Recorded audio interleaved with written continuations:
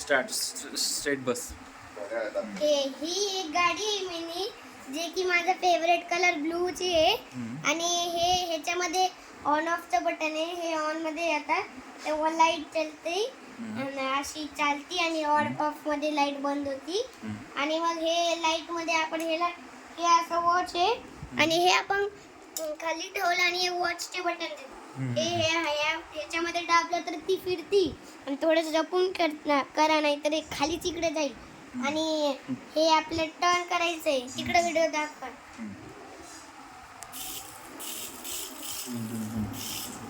आणि मग दुसरं हे जे आहे ते हे बटन हे वॉच खोलती आणि मग हे जी कार आहे ह्याच्यात बसवायचं आणि मग काही हरवत नाही असं बसतं.